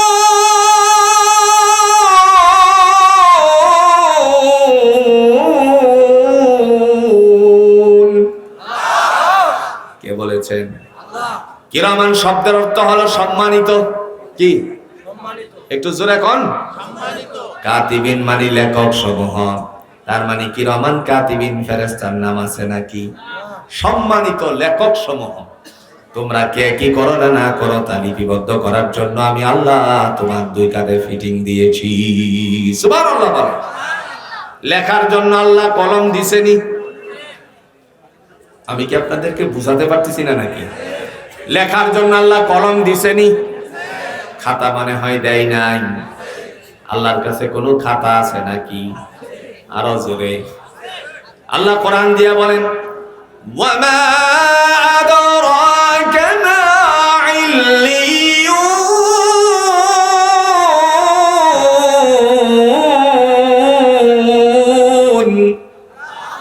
নবী আমার, আপনি ইল্লিয়ুন সম্পর্কে কিছু জানেন নাকি?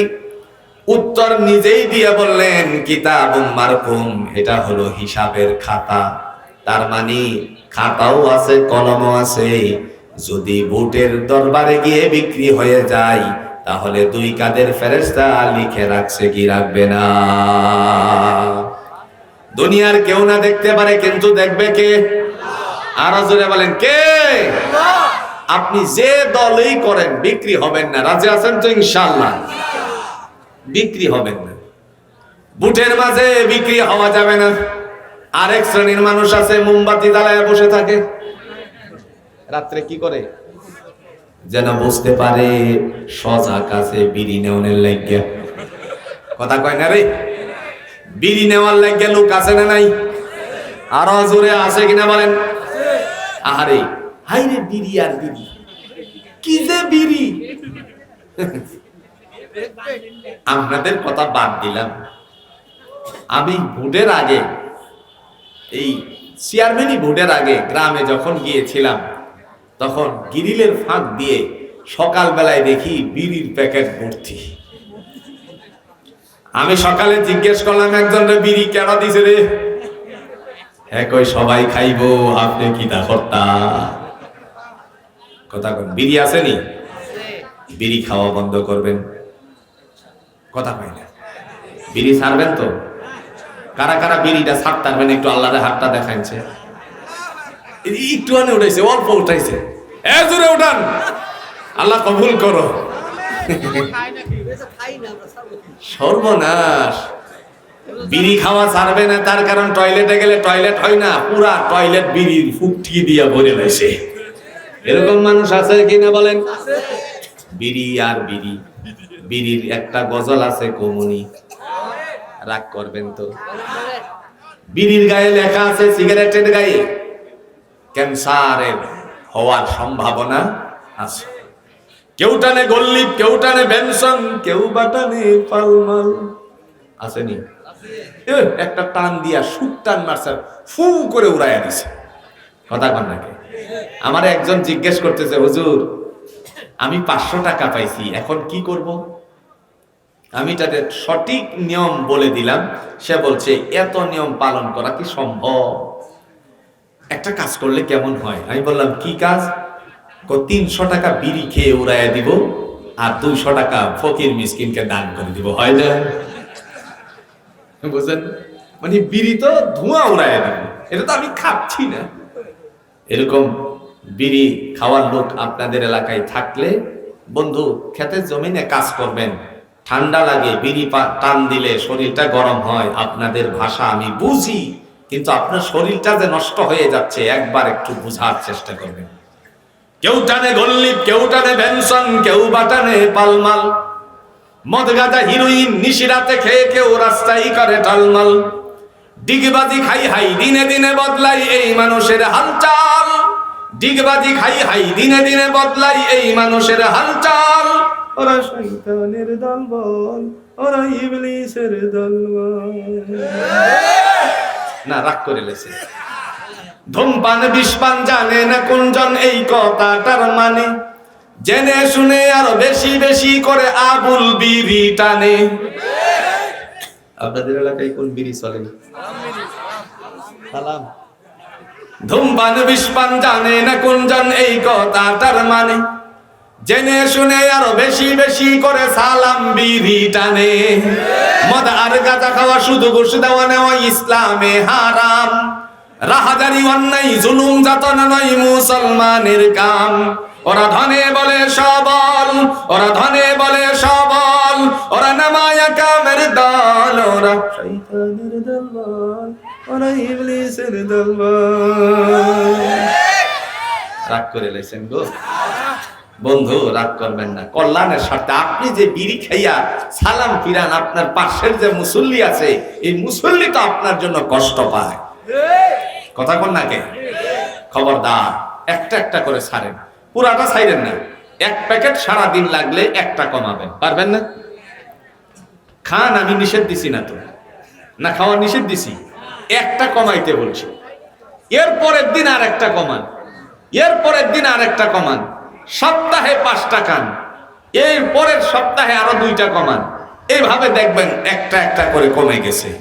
তার কারণ আল্লাহ আপনার প্রতি সন্তুষ্ট হয়ে যাবে। যে কথা বলছিলাম আমার ভাইরা, মহান আল্লাহ রাব্বুল আলামিন তিনি ডাক দিয়া বলেন, হে জগৎবাসী শোনো, আমি তোমাদের জন্য ফয়সালা করেছি, অল্প আমলই নাজাতের জন্য। জোরে বলুন তো, যথেষ্ট করে দিবেন কে? আরো জোরে। আল্লাহ বলেন, ফামাইয়ামাল মিসকালা যাররাতিন খায়রান ইয়ারা ওয়া মাইয়ামাল মিসকালা যাররাতিন শাররান ইয়ারা। যারা অল্প আমল করে, যাররা আমল, যাররার ব্যাখ্যা লিখেছেন তাফসিরে উশিরের মধ্যে, রাসূলুল্লাহর বাড়ির ভিতরে সেই তাফসির পাওয়া যায় 3 খণ্ডে খণ্ডিত। রাইসুল মুফাসসিরিন হযরত ইবনে আব্বাস রাদিয়াল্লাহু তাআলা আনহু তিনি বর্ণনা করেছেন, একটা সরিষা দানারে 70টা খণ্ড করলে এক খণ্ডের নাম হলো যাররা। কি কোন?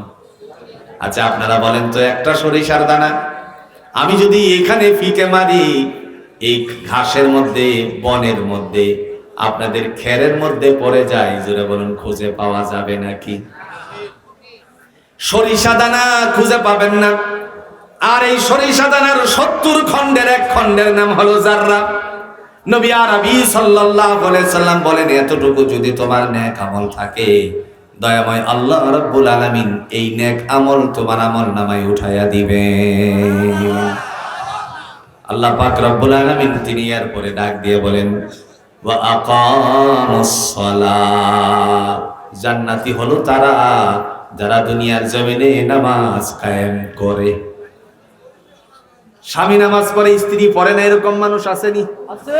কথা কয় না রে। আছে। স্বামী স্ত্রী ঝগড়া লাগছে নামাজ নিয়ে, এরকম মানুষ আসেনি? স্ত্রী বলে, তোমার সংসারে আমি যেই দিন থেকে আসছি বনগুরুর মতন চলাফেরা করতে আসো, তুমি তো নামাজ পড়ো না। স্বামী কয়, যদি আমার সংসারে থাকতে চাস ঠোঁটটারে সেলাই করে থাকতে হবে। আসেনি? খবরদার, আমার ব্যাপারে কোনো কথা বলবি না। স্ত্রী বলে, আমি তো ভালো কথা বলেছি, ভালোটাও ভালো লাগে না। এরকম আছে কিনা? অথচ নবী মুহাম্মদ সাল্লাল্লাহু আলাইহি সাল্লাম কোরআন দিয়ে বলছেন, ওয়া'মুর আহলাকা বিস-সালাত, তোমার পরিবারের লোকদেরকে নামাজের জন্য আদেশ করো।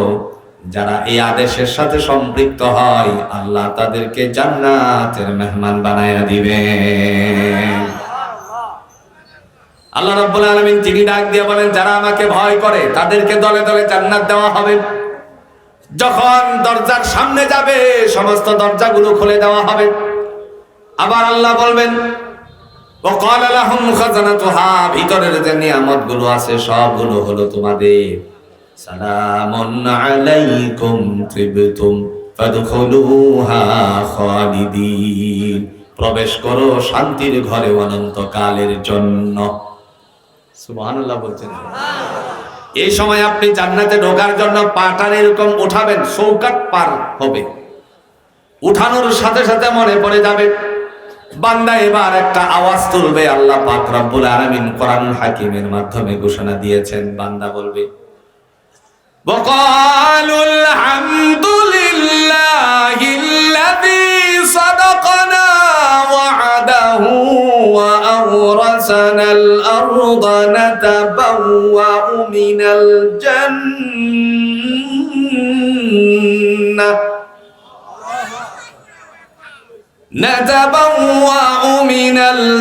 الجنة حيث نشاء فنعم أجر العاملين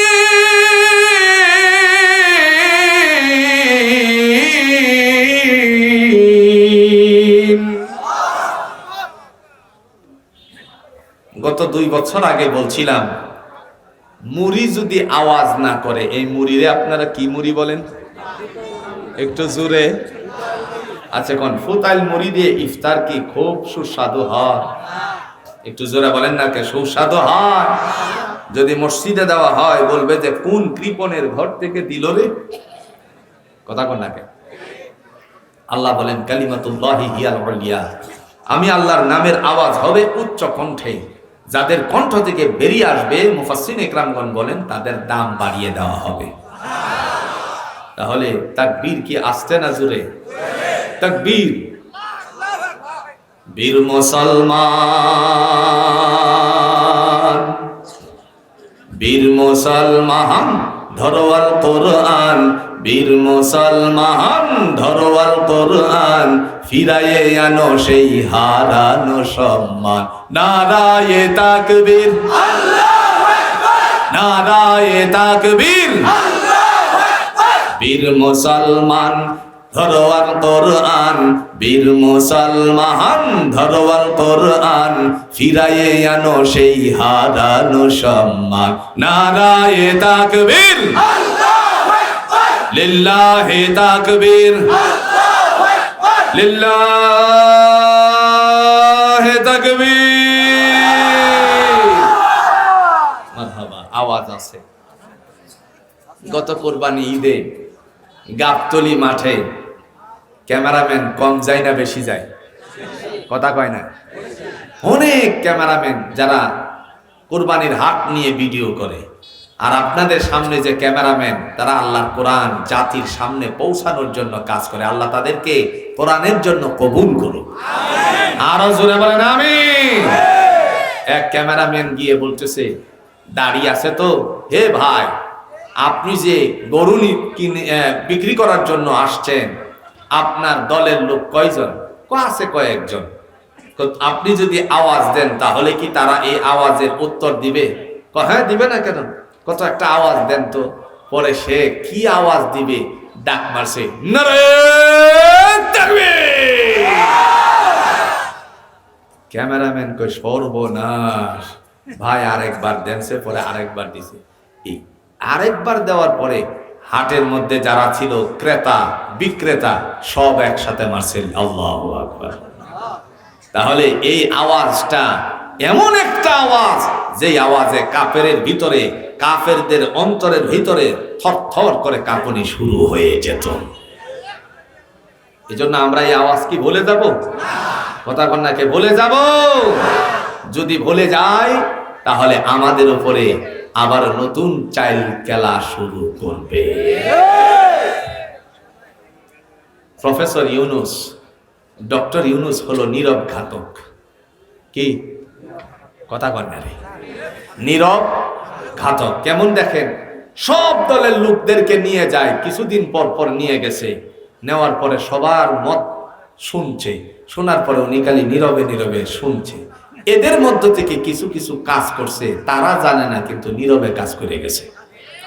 কথা কন না কেন? এই গতকালকের ঘটনা দেখেন। আমরা তো এতদিন পর্যন্ত জানতাম বাংলাদেশ ব্যাংক বাংলাদেশের সফটওয়্যার দ্বারা চলতো। এখন দেখি না, বাংলাদেশের এই বাংলাদেশ ব্যাংকের যে সফটওয়্যারটা ছিল এটা আমার দেশের পার্শ্ববর্তী দাদারা চালাইতো। এখন বলতেছে আমার দেশের অর্থনীতিকে চাঙ্গা করার জন্য আমার দেশের সফটওয়্যার দেয়া চলবে।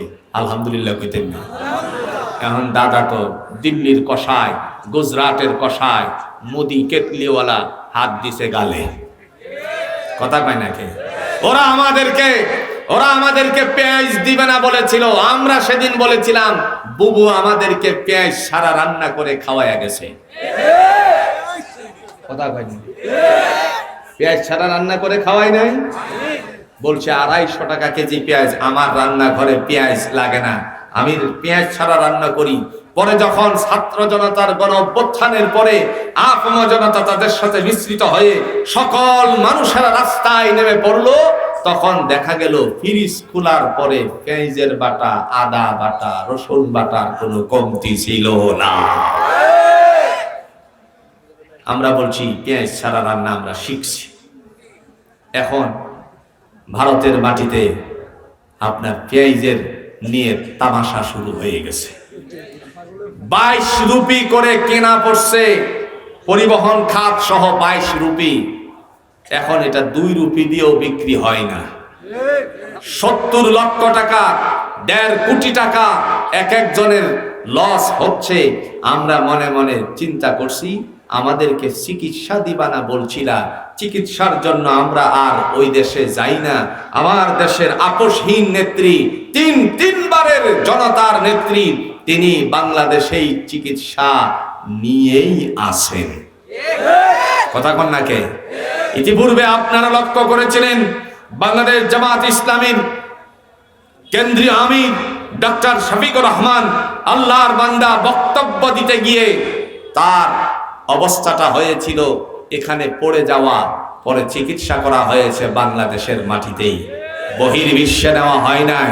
একজন দলের আমির ইচ্ছে করলে লন্ডনে গিয়ে, ইচ্ছে করলে সিঙ্গাপুর গিয়ে, ইচ্ছে করলে বিশ্বের যে কোনো দেশে গিয়ে চিকিৎসা করানোর জন্য তার দলের নেতাকর্মীরা পাঠাতে পারত, কিন্তু দেশেই চিকিৎসা করছেন। আপোষহীন নেত্রী বলছে আমি দেশ ছেড়ে যাব না। তাকে এমন পয়জন ঢুকিয়েছে, এই পয়জনের কারণে সে আস্তে আস্তে করে তিলে তিলে তার বডি ক্ষতিগ্রস্ত হচ্ছে। আমরা দোয়া করি আল্লাহ যেন তাকে পরিপূর্ণ সুস্থতা দান করে দেন। একটু জোরে কন্যা আমিন। আর যদি সুস্থতা না থাকে তাহলে কমপক্ষে যেন আল্লাহর পক্ষ থেকে এ দেশের নির্বাচন পর্যন্ত বাঁচায়া রাখেন।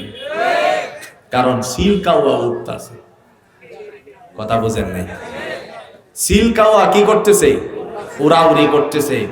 যদি যেতেই হয় আল্লাহর দিকে, যাওয়া তো লাগবেই, ইমানের সাথে যেন তারে উঠাইয়া দেয়। আর একটু যেন এখন আমিন। ভাইরা আমার, যে কথা বলছিলাম, প্রশ্ন হলো আমরা নামাজ পড়বো কেন? জাগে কি জাগে না?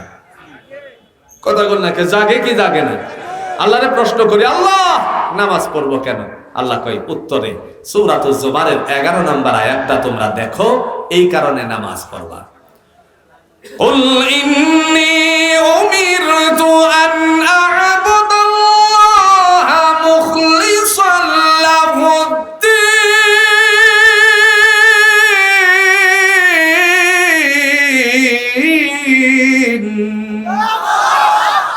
এই সাউন্ড গেছে গা নাকি?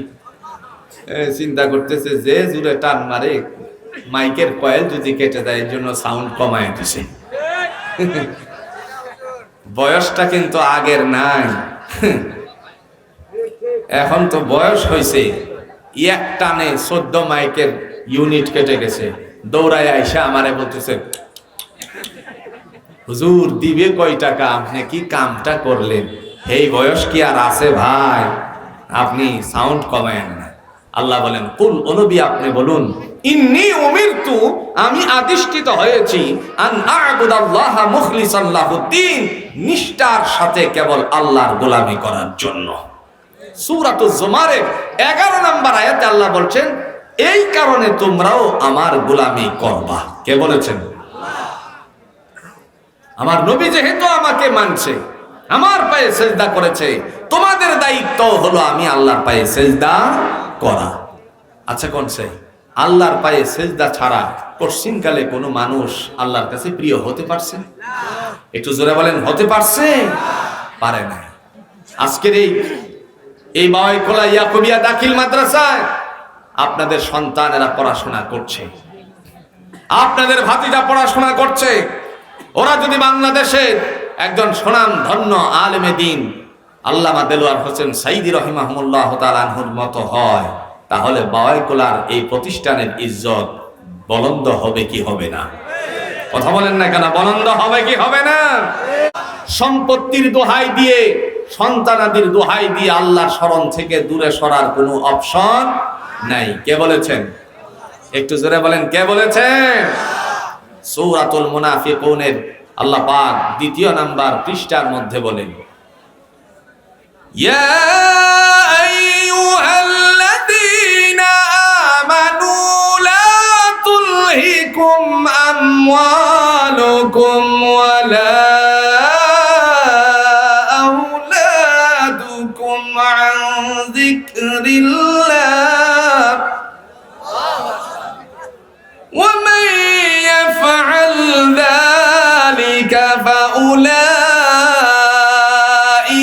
হুমুল খাসিরুন।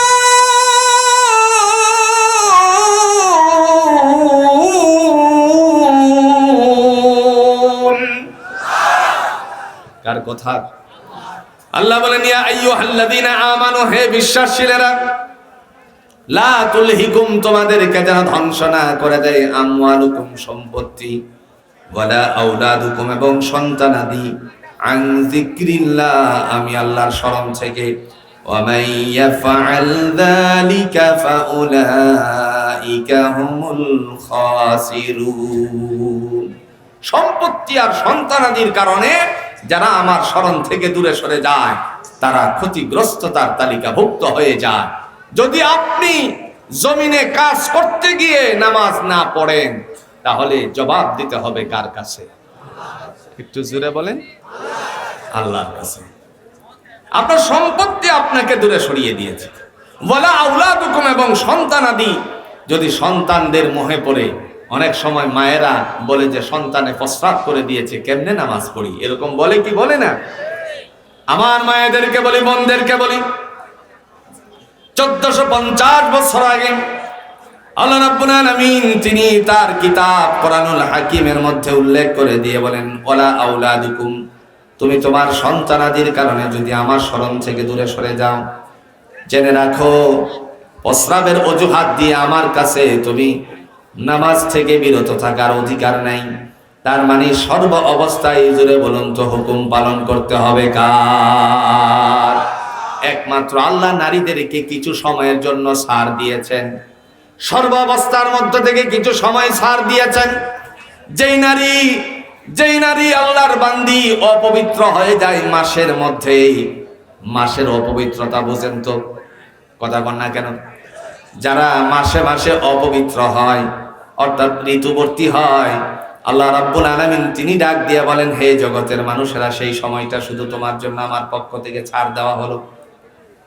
যেই অবস্থাতে ছাড় দেওয়া আছে, রাসূলুল্লাহ সাল্লাল্লাহু আলাইহি ওয়াসাল্লাম কোরআন দিয়ে বলেছেন, যদি সে রোজাদার হয় আর যদি এমন সময় ঋতুস্রাব তার ঘটে যায়, তাহলে আমার আল্লাহ পাক রব্বুল আলামিনের পক্ষ থেকে ঋতুবর্তী নারীর জন্য পরবর্তীতে রোজা রাখার হুকুম জারি করে দিয়েছেন কে? আল্লাহ বলেন, ওয়ামান মারিদান আও আলা সাফারিন, তোমাদের মধ্যে কেউ যদি অসুস্থ হয়ে যায় অথবা মুসাফিরি হালতের মধ্যে থাকে, ফাইদ্দাতুম মিন আইয়ামিন উখার, পরবর্তীতে একটার বদলা একটা আদায় করবে, তিনটার বদলা তিনটার, পাঁচটা যদি ছুটে যায় পাঁচটার বদলা পাঁচটা।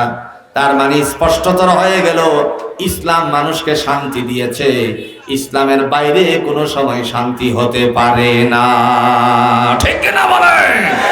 ইসলাম আছে যেখানে শান্তি আছে, ইসলাম নাই, কোরআন নাই, শান্তি নাই। কোরআন আছে বলেই শান্তি আছে। আর সমাজে যদি কোরআনটা প্রচলিত থাকতো, স্বামী স্ত্রীর মধ্যে সর্বপ্রথম মিল মহব্বতের শান্তিটা তৈরি হতো। এখন স্বামী স্ত্রীরে সন্দেহ করে, স্ত্রী স্বামীরে সন্দেহ করে, আছে কিনা করে? তার কারণও আছে। স্বামী যাই কাজে, স্ত্রী যাই বাপের বাড়ির নাম ধরে, মনে করেন যে একেবারে পাপে যায়, পাপে পাপে। স্বামী যাই কাজে, স্ত্রী যাই পাপ করতে। এরকম স্ত্রী বাংলাদেশে আছে কিনা কোন? এই হলো জগতের অবস্থা। যদি কোরআন দিয়ে তার বিচার করা হতো, গোটা বাংলাদেশের মানুষেরা আল্লাহর ওলিতে পরিণত হয়ে যেত। এই জন্য আমরা কোরআন চাই। রাজি আছে তো ইনশাআল্লাহ? আর বলেন রাজি আছে তো ইনশাআল্লাহ? আল্লাহ বলেন, আমার বিধান নামাজ আদায় করতে হবে। এরপরে আল্লাহ পাক তিনি ডাক দিয়ে বলছেন, ওয়া আতাউয যাকাত, 4 নম্বরে যারা যাকাত প্রদান করে, 7.5 ভরি স্বর্ণ 52 ভরি রূপা পরিমাণ কাহারো কাছে যদি অর্থ থাকে, কিংবা তার এই পরিমাণ সোনা রূপ্য থাকে, 1 বছর খেয়ে দিয়ে যদি এই অর্থ তার মধ্যে এতটুকু থাকে, তাহলে 2.5% জাকাত দিতে হবে। কি দিতে হবে? জাকাত যদি দেশের মধ্যে সঠিকভাবে দেওয়া হতো, তাহলে একজন গরিবও খুঁজে পাওয়া যেত না। আজকে জাকাত নাই কোরআন না মানার কারণে। যদি জাকাত দিত, তাহলে অবশ্যই অবশ্যই সে ইসলাম মানত। কথা কোন ঠিক কিনা? প্রিয় ভাইরা আমার, আল্লাহ রাব্বুল আলামিন তিনি ডাক দিয়ে বলেন, ওয়া আতাবুজ যাকাত, যারা যাকাত প্রদান করে আল্লাহ তাদের জন্য ঘোষণা দিয়ে বলেন, লাহুম আজরুহুম ইনদা রাব্বিহিম ওয়ালা খাউফুন আলাইহিম ওয়ালা হুম ইয়াহজানুন। সূরাতুল বাকারা 277 নম্বর আয়াতের মধ্যে আল্লাহ রাব্বুল আলামিন তিনি ডাক দিয়া বলেন, ওয়ালা খাউফুন আলাইহিম ওয়ালা হুম ইয়াহজানুন, তাদের কোনো ভয় নাই, তারা পেরেশানিগ্রস্ত হবে না। শুধুমাত্র একটি কারণে, যদি বান্দা বান্দিরা আল্লাহর হুকুম মানতে গিয়ে 4টা বিধান মানে। কয় বিধান? জোরে বলেন, কয় বিধান? এখন আসেন হোমিও ডোজ একটু চলে যাক। আমরা জানি হোমিও ডোজে 2 ফোঁটা দেয়।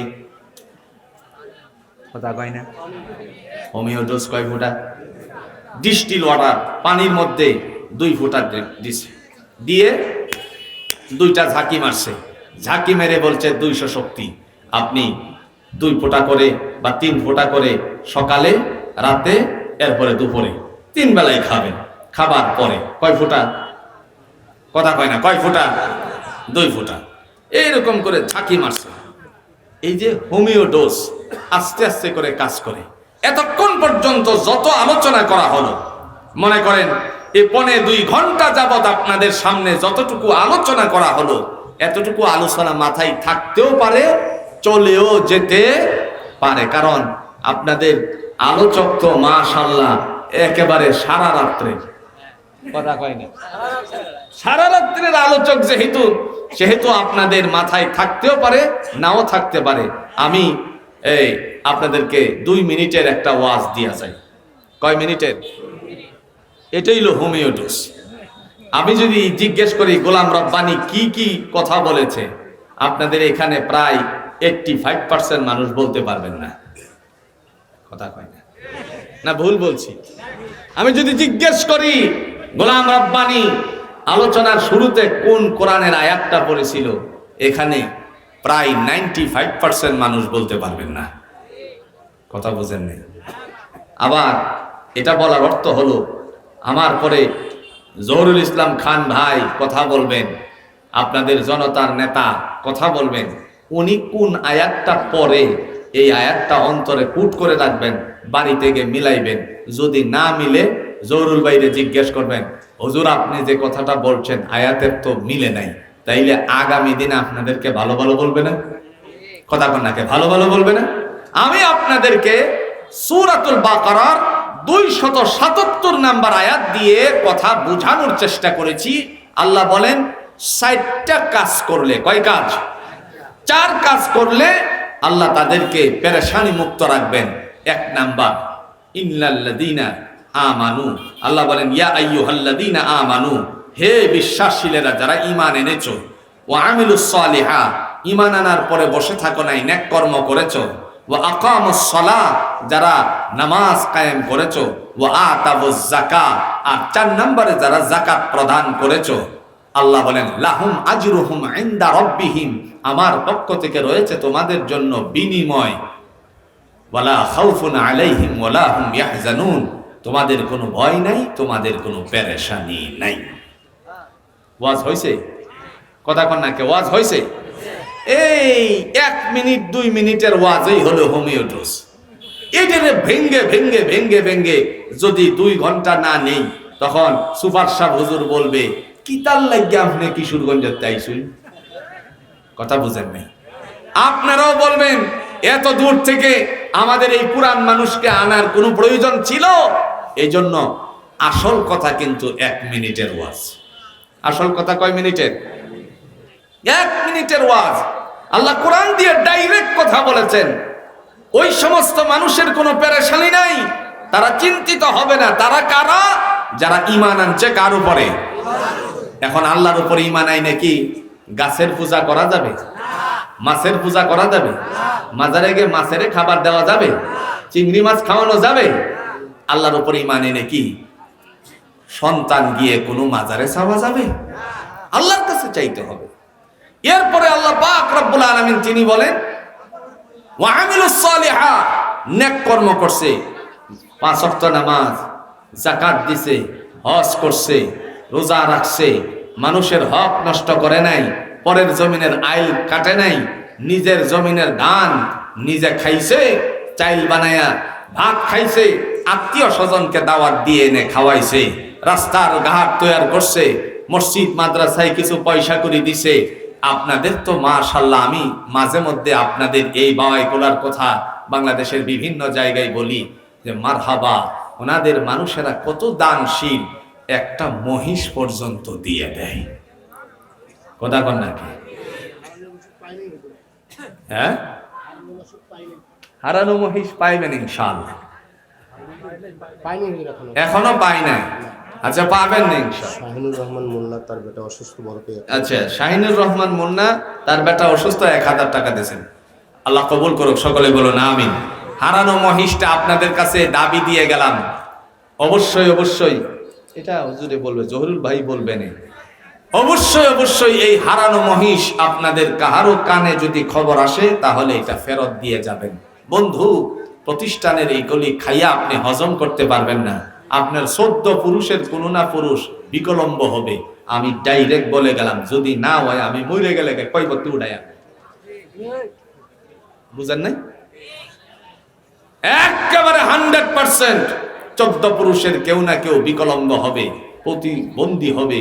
তখন আপনি বুঝবেন আমার এই আজকের কথা, যে হারানো জিনিস মাদ্রাসা প্রতিষ্ঠানের মহিষ খাইয়া বিক্রি করে হোক, জবাই করে হোক, গোশত বন্টন করে হোক, যে কোনো অবস্থাতে যদি খান তাহলে জবাব দিতে হবে আল্লাহর কাছে, নিজে দুনিয়া তো পাওয়া যাবেন।